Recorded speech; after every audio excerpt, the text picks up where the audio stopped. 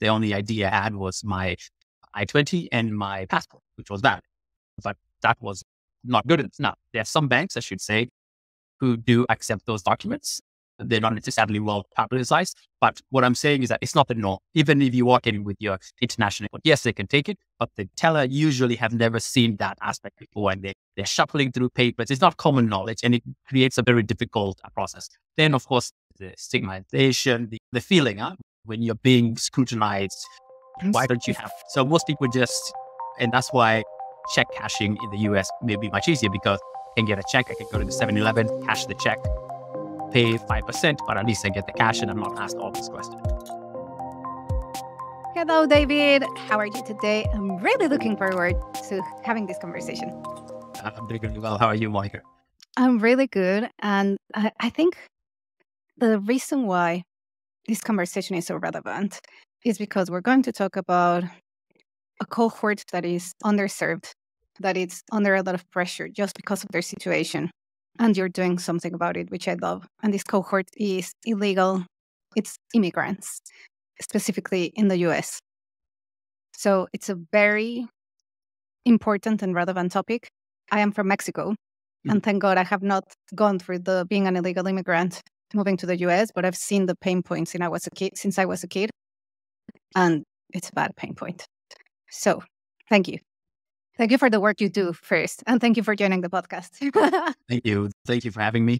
And I know it's quite late where you are, but thank you for making the time. And it's definitely a pleasure to be on board. Thank you. Okay. So before we go into the work that you do, this podcast is about how do we create FinTechs that have more impact. In your opinion, how can we create purpose-driven FinTechs such that we can maximize impact? Yeah, I think people may look at this as a very complex undertaking, but whether it's FinTechs or just any other business, at least my personal opinion and belief is that if you're solving a community-based problem or a societal-based problem, those are usually the best FinTechs or the best businesses. So they're there to solve a fundamental issue that is not being solved in the market. And just by the way markets are designed, the business can be rewarded by solving that particular aspect because it's a pinch point for a lot of people. And thankfully, there are always pinch points. They can be inefficiencies, they can be large-scale societal problems, they can be inequality.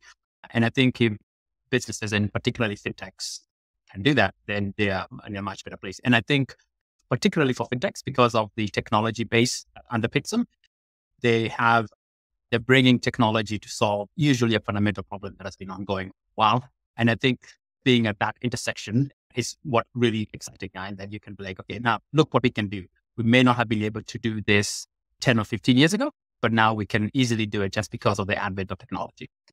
That is such a very good point. Like my first job was in a development bank in Mexico, and we were targeting, actually my first product that I've ever built was basically targeting remittances from the US to Mexico, the Mexican immigrants in the US to Mexican people who did not have a bank account, and we were trying to open a bank account. However, the complexity was so different because, like you say, 10, 15, 20 years ago, we did not have the technology that we have today. So what we can do with the tech that we have today is impressive. Yeah, no, I completely agree. No, it does make the process a little bit easier, largely because, and sometimes unexplored in that, hey, this tech is here.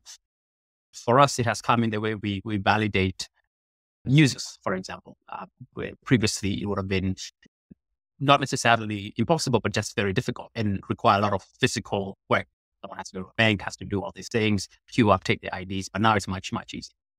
Exactly. Yeah. That's why we're here. Tech helping us be better. So can you tell us a little bit about Waya and why you started this journey? Yeah. So my co-founders and I started Waya in 2019. And the reason we started it was experiences that we ourselves were undergoing as immigrants in this country. Coincidentally, all my co-founders are immigrants. It was not necessarily by design, but it was this crux where you found yourself undergoing the same problem from different avenues. And the most interesting thing about it is that we were in, different stages of immigration, or even different classes of immigration, if I want to use that word. So I came in as an immigrant student. So I understood that from a F1 visa perspective, right, and very low income perspective. Whereas Inouye came in as a refugee from Laos, a completely different experience. He didn't have any papers whatsoever, let alone a passport, because everything was attained here.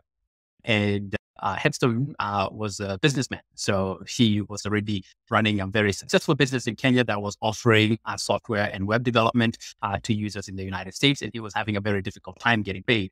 And then Renzo from Peru came in as a medical doctor working for the World Bank where we met. So high income, different class. But for him, he could not get an apartment because he didn't have any history.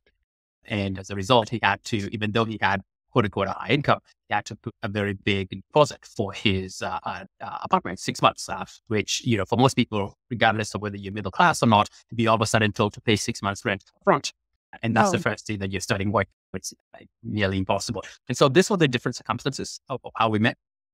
And we were each trying to solve this problem from different avenues in different areas. And just by sheer chance or circumstance, I met my fellow co-founders, Inouye and Renzo. We met at the World Bank. We were all World Bank employees. So this was years after I had about, I would say 2 years after my immigrant student journey. So I graduated, then finally I got a job. And we realized that we were all experiencing this problem avenues. And then we thought, why can't we solve it? Or why can't we try to solve it? And so that's how we began. Met, incorporated in 2019 and started working this journey. COVID happened and slowed us down a little bit, but fast forward to where we are today and officially launched the product in September of last year to private beta, and then publicly in May of this year, and we're still building. So our focus is on immigrants and minorities living and working in the United States. We also realize that a lot of the problems that immigrants are experiencing to a similar extent were being experienced by other minorities in the United States. And this came from avenues of being overlooked by their legacy financial institutions. So they are banked, clearly overlooked. You find that in a lot of areas where immigrants are, there are no banks, and access to financial services becomes very difficult. And as you mentioned, with your brother being in the United States, when you don't have that foundational element of financial access, particularly in the United States, it makes it very difficult to build a wealth. You may have a job, but that job doesn't translate to financial access in terms of being recognized in the system. Then it becomes difficult, if not impossible, to build credit. If you can't build credit, it becomes very difficult to get an apartment. If you can't get an apartment, you can keep going down this road. So whether it's from a healthcare perspective or from a livelihood perspective, financial access really underpins wealth building and wealth creation in the United States and in many other countries, I would assume as well. Yes, I have never thought about moving to a new country and then having to pay upfront 6 months of rent. It was just not part of my thinking. So exactly, it's just like the challenges of an immigrant as such in the US. So explain, like you and your co-founders, you all came to the US as immigrants, but very different type of immigrants. When we look at Waya, do you specialize in a category of immigrants, a sub-segment, let's say, or do you cover all of the immigrants? In short, yes, we do specialize, at least at the beginning stage, because you can't be everything for everyone. But as we grow, we expect to be internally what we say is that we want to be that a neobank for people living and working outside their home. Regardless. Amazing. I need that. In the starting off phase, at least what we have built is the checking account. That one is live. So we do have other products that will be up and coming, particularly this quarter and the next quarter, that will cater to different classes. For example, right now, we may not be able to cater to people who want mortgages. That is coming when we open our lending and mortgages. But in short, people who can open a bank account with us, essentially immigrant students, we have a lot of non-skilled and semi-skilled workers, but we are also reaching for the professional class. You find that there's, depending on your need, there's a different access point. So for some people, and they don't need Waya because Bank of America, for example, is already solving. We can make the argument that it's not solving it very well because they are not able to articulate their history and their fundamental need in terms of immigrants and money. And that's a different conversation. But we do feel, at least for now, what we have is for someone who was recently immigrated in the United States, or a minority who is essentially denied access to the regular banking rails for a variety of reasons. Usually it's the convenience part that has underpinned, particularly for minorities. And then for immigrants, it's just being able to understand that particular story, but being able to say, hey, you have a valid passport, we'll accept it as your ID. It doesn't need to be a US issue. Okay. I have I guess, basic sensitive question. And I'll use Mexico because that's my nationality. So not to offend anyone. So if I'm a Mexican person and I cross the border illegally, I already paid all these fees and I came in through whichever way. Then can I open a bank account? Can I go with you and open a bank account as an illegal immigrant? Like, how do they do it? Yeah. So the short answer is yes. There's some hoops that you need to jump over that we are legally mandated because of anti-money laundering and anti-terrorism activities, and just make sure that you're not on some off-back list. Yes. So we can't just say, hey, open an account without any identification. So we won't be able to do that. However, so one of the largest problems that immigrants may have, at least it happened to me, is when I went to my local Wells Fargo at the time, the person on the other side of the counter asked me for my US issued ID. I didn't have it because I wasn't driving. I was just a student. The only ID I had was my I-20 and my passport, which was that.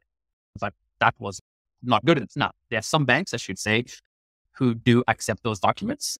They're not necessarily well publicized. But what I'm saying is that it's not the norm. Even if you walk into Chase or JP Morgan aspect and you walk in with your international issued passport, yes, they can take it, but the teller usually have never seen that aspect before, and they're shuffling through papers. It's not common knowledge, and it creates a very difficult process. Then, of course, the stigmatization, the feeling when you're being scrutinized.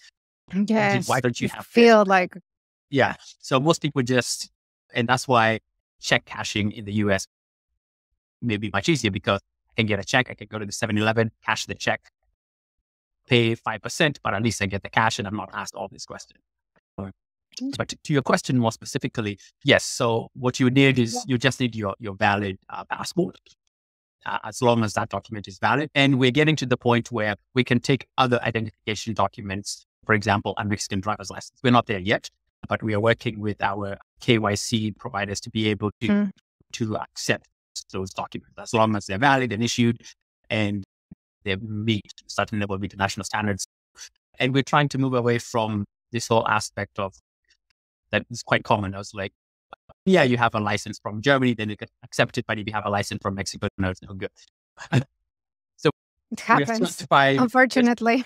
We have stratified the different countries where you'll find, quite frankly, a lot of developing countries have very stellar, not superior IDs in terms of anti-forgery and so forth. So at least for now, to answer your question in short, you can open an account if you have your passport.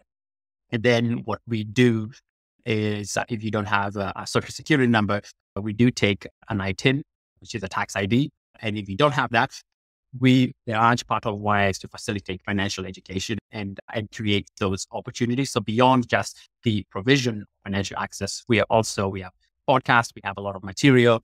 If someone wants to open an account, but they don't have that particular one, say, okay, this is how you get your I-10. This is where you go. This is the application form, submit it. And then once you get the document, come back to us and we'll be able to open it. Oh, that's awesome. So coming back to the core segment is immigrants in the US. Can you share with us how big is this population? Give us some numbers to have a feel of the immigrant population in the US.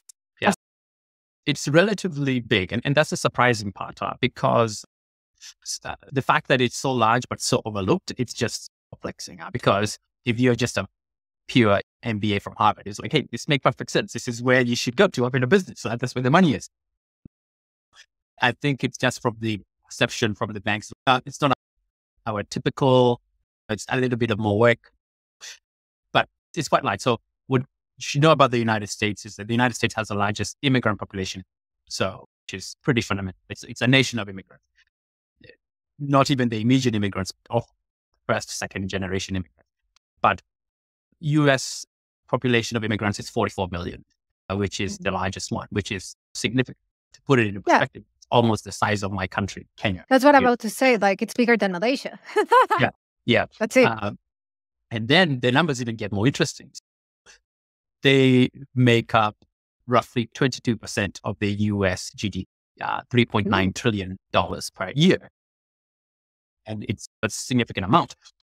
And roughly, and then if you even break it down even further, the quote unquote illegal immigrants contribute nearly $600 billion a year to the US economy in taxes, in economy diversification, which is interesting to have such a large number to when you're running a race with your hands behind your back. And then the last statistic is that immigrants only, the number of SMEs in the United States, immigrants only make up 9% of the SMEs in the United States, but they contribute 25% of the total SME contribution to the economy, which is meaning that they are punching well above their weight class. They make up 9%, but a quarter of the SMEs are owned by immigrants, which is pretty substantial. And then, of course, we can get into the other different contributions, which, the immigrants are on the helms of starting or Fortune 500 companies. How many companies have been started by immigrants? And even you start to take a look at the biggest one, Elon Musk, the CEO of Google. Steve Jobs was an immigrant from immigrant parents. There is so much of this that is quite blatantly evident out there, but still largely, not necessarily, I wouldn't say misunderstood, but unknown. Yes. And I think that's because as an immigrant, you must survive, right? You leave your home country, the comfort of home, and then you must survive in this new country. Yeah. And then that helps you build all these skills that, it doesn't surprise me that there's tons of SMEs contributing a ton because. And you do it without bringing attention to yourself. You're not beating your own drum. Yeah, exactly. Yeah. So what are the biggest challenges then that immigrants have when it comes to moving to the US and then accessing the financial services system as such? Moving to the United States let me start off by saying moving to any country has significant challenges. I moved to Zimbabwe for a year and that was significant. Moving to the United States or moving to another developed country like the United States, but let me just talk about the United States. There are certain differences that immigrants will face head on. So usually they're moving from a place that cash is widely accepted. In Kenya, for example, where I'm natively from, you can pay for your rent in cash. You can put your down payment in cash. You can buy a house in cash. In the United States, you can't do any of that. And if you do, then there's always, why is a person, I remember I bought a car for my mom. We went to buy a car and the seller insisted that we pay in cash, $20,000. And then you're like, you know what? I'm just going to leave that deal. That just sounds too suspicious. Why don't we want a record keeping of it? And it starts off by trying to go to the bank to get $20,000 in cash. You ask so many questions. You're like, why do you need, it's your own money, but. Of course. Yeah. And I guess the underpinning this is the money laundering aspect. Exactly. And trafficking aspect. So the fact that cash is, not widely accepted as a medium for trade in a lot of things, unless you're buying a cup of tea, a cup of coffee, it makes it very difficult to integrate into the system because if you don't have a bank account or you don't have a way to pay for those things through electronic mediums, then you're essentially kept from doing so. So it means that if you can only pay for your apartment in cash, then the apartments that you select will usually be in neighborhoods that are not so stellar or neighborhoods where there may be a lot of illegal activity, and that's why they accept cash. So you'll find people living in neighborhoods not necessarily by choice, but because they are excluded from the financial sector. Oh, wow. Yeah. So that's one. And two, even if you have the cash, there'll be people who have the cash and it's in a bank system, but because you don't have the credit history, then you're not able to get an apartment.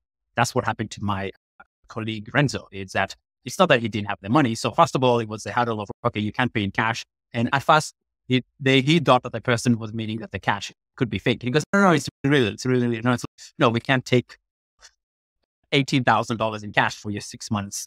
For your 6 months aspect. That's not safe for anyone. But beyond that, even if you do have the money, they want to pull your credit history to see your ability to pay. And if you don't have your credit history, then they'll say you make cash, but your credit history doesn't elicit confidence. And even me, when I rent out my place, it's the first thing that I pull on Zero on Redfin. Let me pull someone's rental history. Let me pull someone's credit history. Now, if you've been paying by cash for your rent, as I did as a student, that history is not recorded at all. So I can't see those transactions. And if you're telling me you've been renting successfully for 8 years, I'm like, how do I know? There's no transaction. So you'll find a lot of landlords who are like, unless you have a credit history, unless you have some proof of financial transaction, can't accept this. So it makes the US technically very peculiar. And then there is the notion of what documentation is needed to open an account. Now, legally, you just need to be able to identify yourself. It doesn't necessarily say what document you need. The government does not say you need to have a social security number, you need to have a passport. It just says you need to be able to identify Monica and pass reasonable KYC. That internal policy is set up by the banks. Now, different banks have different policies, but for the most part, they take the load of risk resistance. So they will take US issues IDs. They're very familiar with those. Okay. They will pull Social Security because Social Security give them a huge history of person. And so you don't have those two things. It becomes very difficult to open an account. Not impossible, but very difficult. Once you now factor in the stigmatization, the question that you asked, most people just feel legitimately as if it's a very negative interview. And so you're like, the feeling of it may make you feel, you know what, let me just move away from this. And then if you merge that with the fear that some particularly illegal immigrants may feel, why are they so hard pressed on knowing where I live? Are they going to be passing this on to the United States Immigration Service? And there's also a lack of understanding, which is where we feel financial education is important.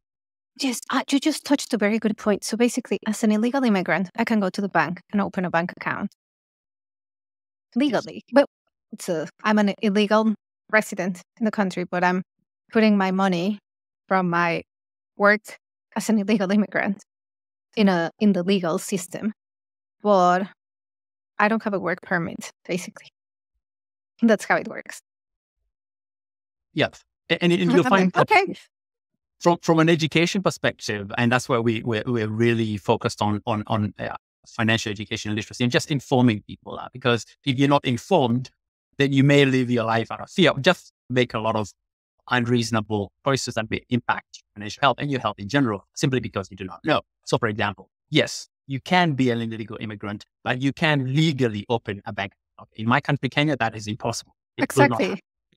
If you don't have your legal status, no bank is going to allow you to open a bank account. The reason being is because what they ask for is the legal documentation. For example, my wife is Norwegian. When we're in Kenya, and to add her to my bank account, not only it's not actually the visa that she needs because she has a visa, it's the dependent pass that they call it, or kind of like the green card residency equivalent of it. And if you don't have that, then you can't open a bank account. The US, surprisingly, is quite, and I'm very glad for that, it's quite different in that they're like, we don't really care whether you're an illegal immigrant. We would prefer if you're a legal immigrant, but that is not the crux that we use to allow you to open a bank. You can travel freely within the United States. You can buy property. You can do all that stuff without needing legal status. You can buy a property as an illegal immigrant? Yeah. Legally, of course. You find that it's very interesting. So even, for example, the reason why, even the ITINs came about is, why the IRS issued these things. It's because the IRS at the end of the day just wants people to pay tax. They don't particularly care about your legal status. And interestingly, and this is a different aspect of conversation, that aspect of paying taxes is what catches a lot of criminals, the Al Capones and all these other ones. We can't prove that they're doing illegal activity, but we know they haven't paid their taxes. The income was coming in. It becomes a way. So as an illegal immigrant, I can pay taxes in the US? Yeah. Oh, you can't. I've encouraged, and it's on a fearful perspective, I've encouraged people, look, you don't want this stack of then the IRS now coming after you and garnish your wages and all these other things simply because you're not paying tax. So just get a tax ID number, pay your taxes. It's a very, and you'll find that surprisingly, a lot of immigrants pay significant, even a larger share of taxes relative to the equivalent US-based population, simply out of that fear, because they're like, you know what, I just want to cross my T's and dot my I's. Let me. Oh, wow. I could have fear if I were to move right now as an illegal immigrant, that I won't. I would be like, oh my God, but if I open a bank account and pay my taxes, they will come and get me because they know I am here. Yeah. And that's going to be my, that's my natural fear of knowing, oh no, but they know I'm here, rather than, oh, they pay me cash and I'll do everything in cash and then you don't know that I'm existing. Yeah. I think that's a perception. And that's what we are trying to educate us. Look, you don't need to live your life in this fear. The cool thing about the United States is a nation of laws. And it's quite clear. Yes, you can enter the country illegally. You can enter the country illegally and tomorrow go register and say, hey, I'm here legally.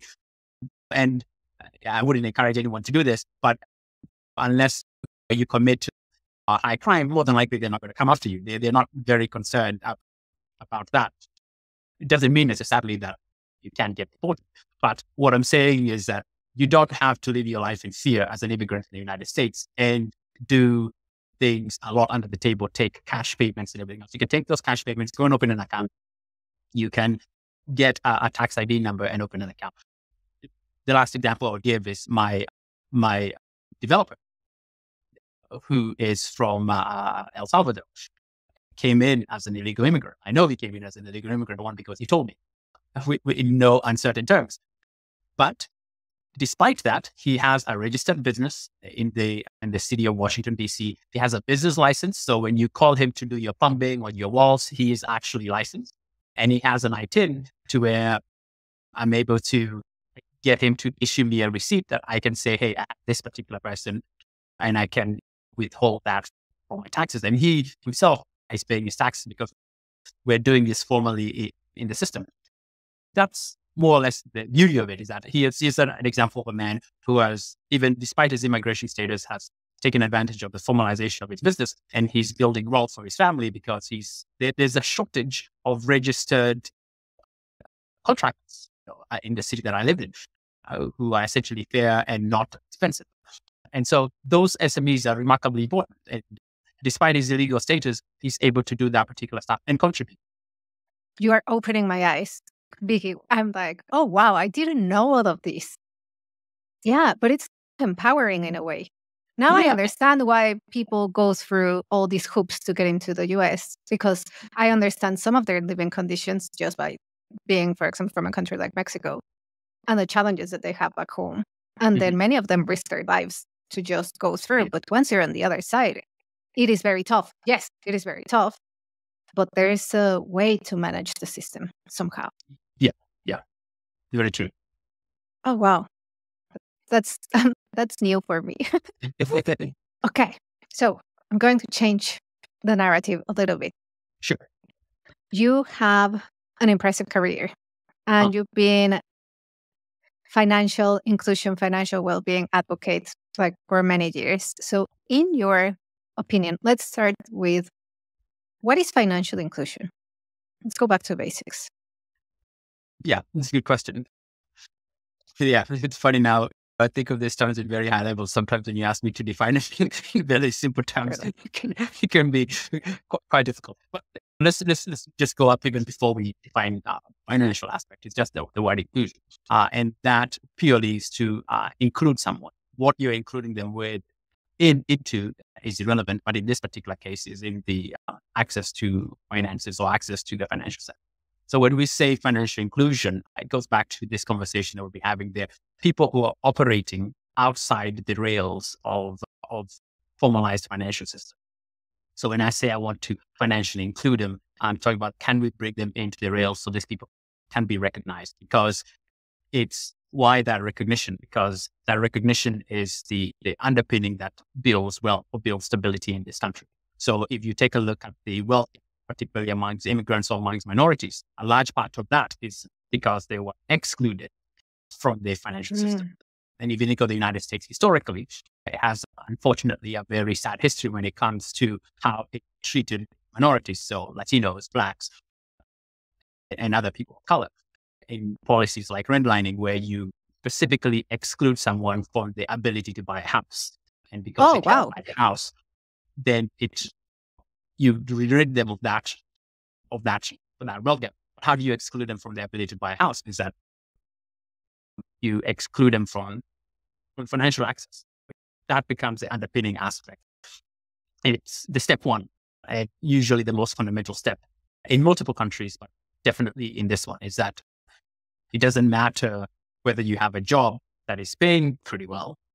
If you're not able to move those funds into the financial system, it's very difficult in this country to build wealth because, for example, right now, even if you're earning $100,000 a year, which is a very above average income, you can't buy a house with that money. You would have to save for 10, 15 years of not doing anything else but saving so that you can take those cash payments and buy a house. Okay? And because that's not impossible, and that's where credit comes into place. If you're excluded from the financial system, then you're not able to build that particular wealth because you cannot take earnings from the future to bring them here to buy this house. And this is an example of someone who is financially excluded. And this can translate into other factors, health and wellness, for example. Insurance is very expensive in this particular country, or rather, access to health is very expensive in this country. And people who don't have insurance, by a large extent, also are not very financially secure. And so there are a lot of you can pull multiple different levers and you can walk this on different aspects when it comes to what is the definition we're going to use for human wellness. And for me, the reason why I focus on financial inclusion is I don't see the panacea as for everything, but I see it as a good way to solve a lot of societal problems. In that, okay, do we want to address low-income neighborhoods in this particular country? Yes. Okay, let's start on their financial access. Okay, do we want to address education or the lack of education in low-income communities? Then let's start off on their financial wellness, because you're starting off in a race and you're way in the back, largely because your parents couldn't afford, like in this country, a Head Start program, or you lived in a neighborhood that school systems or daycares were not there or they were too expensive. And so you have an individual who's suffering from, sorry, alarm is going off here. Let me turn it off. You're having an individual who is suffering educationally, but that suffering starts off from the lack of access into the system. So in short, hopefully I answered it, but that's what we mean by including people into the financial system. Yes, I think it's very clear. And I think you explained really well the implications of being excluded as such. Yeah, it can be painful. And I've seen it from multiple different avenues. I've mainly worked, at least in my background in the World Bank, I've always worn a financial sector hat, but I worked a lot in the health and education system. Then you could see what that lack of financial access was doing for health and education. And those were just two elements that we could use, but it's definitely a very important aspect. Just to go a little bit deeper, when it comes to financial inclusion, but it's a big topic, what are the challenges or problem statements that we as FinTechs should be trying to solve in order to solve for financial inclusion? Yeah. So as FinTechs, that's a very good question. And then it goes back to what we were talking about. I think for us, it's a system where everyone can access financial services that can help them build wealth, including savings, credit, loans, equity, and insurance. And so you can have a FinTech company that is focused on insurance. You can have a fintech company that is focused on investments and wealth building, like Robinhood, for example, where now you have made it access to investing a little bit more simple, a little bit more understandable. You can have fintechs like Mint, which unfortunately is closing this year, but from a budgeting perspective, that was very helpful for me growing up. And during my formative years in college, is that, okay, how do I budget? And then there was this fintech Mint app that was free, thankfully, that I could input my stuff and I could come up with goals. I could come up, see where my money was going. I think fintech, whether it is directly in insurance tech, in health tech, in pure banking like we are, there are a lot of avenues that we can underpin when it comes to access in the marketplace. Because from a general perspective, I feel that individuals still suffer from their lack of knowledge when it comes to this. Just using fintech that is focusing on insurance, for example. Insurance is complicated regardless of where you are. It's very complicated here. You have fintechs that are trying to demystify that process. And sometimes it may not be necessarily explaining it to the individual, but by giving them access to buy their products that are very useful for them. And I think fintech in general can play that role, because institutions, whether they are financial institutions or whether they are healthcare institutions, just by general design, are not the most formative when it comes to advent of technology. And I think that's where the fintechs come in, is that you take what we've built, for example, and you couple it with a traditional bank, and then you can build something remarkable. Because at the end of the day, on this back end, you still need someone to do the regulatory banking aspect. And from capital requirements, that's completely prohibited for us. But at the same time, the bank wants our customers. They want the tech that we built. They want the intellectual property, and they're able to expand into those without building a single branch. So it becomes a very nice. So you're enabled by a bank. Yes. You have to, and that's part of the fight. I would say is that you have to find a bank that believes in your vision and that also understands. But that understands comes from how you explain it in terms of it. Sometimes, at the end of the day, in this capitalist society, you come with the market analysis. Okay, this is how much we stand to make, or this is the type of impact we stand to have.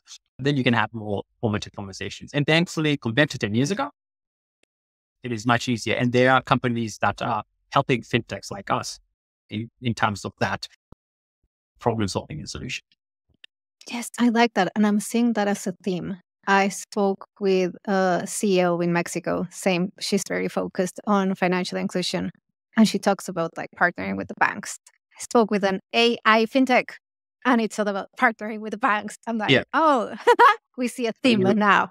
You definitely have to. For us, we've been very fortunate to have great supporters in our banking. We have MasterCard, for example, who has been instrumental in support. And on the one hand, it brings credibility to what you're doing when you have MasterCard stand behind your brand. On the other part, from our perspective, oh yeah, actually, MasterCard believes in us. You're like, onto something right. If they looked at our numbers and they're like, okay, yeah, we like what you're doing. So you figure you have a great number of smart people who are studying and looking at this. And they said, yes, let's move forward. We were like, okay, we feel very good. We were not living in a pipe dream. That is awesome. So yeah, you're not living in a pipe dream. Definitely, you're having a lot of impact. I want to ask like a marketing question. Mm-hmm. How did you reach out to your customers? Because it's a very specific community. They are hanging out in social media, but not just in social media, I'm assuming. Yeah. How do you reach out to them? Yeah. One of the two ways, the short answer is we use traditional marketing, digital marketing, just like everyone else does. But we also have an ace up our sleeves, is that we go down to the community itself and we meet with the community organizers, largely because we are part of that community. So what we have done for ourselves, at least as Waya, is that we understand the problem because we're immigrants ourselves. When we came to building these things, we reached out to other immigrants and asked them, if you were to build a financial institution, or what about your bank do you not like and what could you change?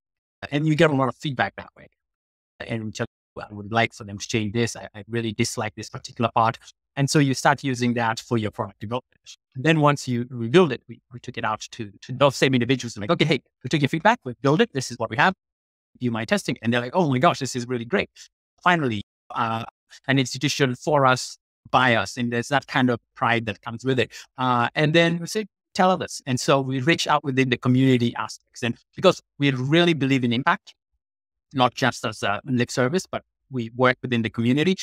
And so whether it is within municipalities or universities or other, we call it diaspora organizations. The interesting thing about immigrants, they come into this country and they associate amongst themselves. So if you want to reach, for example, the Mexican community in Houston, I'm sure in about an hour or two of speaking to a few of my Latino friends, I can find out who I need to speak to. And then you go and speak to that particular person, you tell them what they're building, and then you have this community leaders then push it down. So that's what we've done by actually working within the community ourselves and within the community leaders. And then we couple that with the traditional marketing, that's what everybody is doing. But we're finding that the fast part is actually not only building a lot more credibility, but you get a lot of word of mouth and you get a lot of trust because, why am I going to try Waya? I'm going to try Waya because Monica told me about it. And I trust Monica. As a result, I will trust Waya. That is so interesting. Even I think about my life, and now that you say, hey, I reach out to the community lead, and then in 1 hour, I know who to speak to if I want to find the Mexican community. And I'm like, yeah, we have a WhatsApp group here. If you find one of those ladies, then it's boom, all of us know because it's a WhatsApp community and we post everything there and then everybody knows. So that is true. They're usually, we also unfortunately have this stereotypical picture who is the voice in the community. And I would say 9 times out of 10, they're not what I expected. I'm always surprised. Sometimes they're the most non-tech of the people, but there's this element of trust. And the ladies, it's unbelievable. Just if you want to something just spread like wildfire, at least within the immigrant community, within the Kenyan community, for example, and you don't approach the ladies and you just think, you should speak to the men, they're the main bread earners, it will not go anywhere. At least that's what our experience has been. It's our moms who actually, the conversations that they have, I find a lot more impactful and more concerning about the community than when I sit around the table amongst my male peers, because they're more talking about, okay, how are we going to pay for this healthcare? How are we going to pay for this school fees? How are we going to pay this? There's a very different aspect of it. And so you find that, and then the savings culture as well, particularly among immigrant moms. It's very well developed. And so I found that becomes a very good medium for us to approach the community with, which is powerful. Much hats go off to the ladies in terms of what they're doing within our communities. Yes, and you surprised me again because it's like you say, it's the communities, but it's not a organization for the community. It's hey, we are a community with the same identity or same struggle, and we're just hang out and then we help each other. It's genuinely community. It's definitely community. I would say, and we don't have the most widely representative sample, but from my interaction, it has been the non-organizational community more so than the organization community. When I try to reach out, the West African Chamber of Commerce, that aspect doesn't go as deep as me trying to find who are the Ghanaian community leaders and what are they doing? Are they in the churches? Are they in the mosques? Or where are they? And then finding these individual people. And it's not organized. You won't find them registered anywhere, but you're like, okay, you get into some random WhatsApp group and boom, you have 300 users. That is cool. Yeah, I like that. I really like that approach. Yeah, that's how you reach the people by getting close to the people. Yeah. I'm loving this conversation, but I could go on and on, but we need to close it down. So where can we find you and more about Waya? Yeah, so Waya is pretty easy. It's WAYA, and our website is getwaya.com, GETWAYA.com. We are on Facebook, LinkedIn, and Twitter, or I guess X, formerly Twitter. And also, we are on the Google Play Store and the Apple Play Store. So just go ahead, download the app, easy to set up for those in the US. In about 7 to 10 minutes, you'll have a bank account that's ready for you to utilize. You can request your debit cards, you can set up your direct deposit, you can get paid there, you can pay others. And then myself, my name is David. That's my name on across the social media platforms as well, LinkedIn, Facebook, Instagram, and X. But yeah, that's essentially where you can find us. And yeah, please spread the word, tell your friends, Yes, for them to tell their friends. definitely. Yes. Yeah. Just one more question before we go. I ask this to every guest at the very end.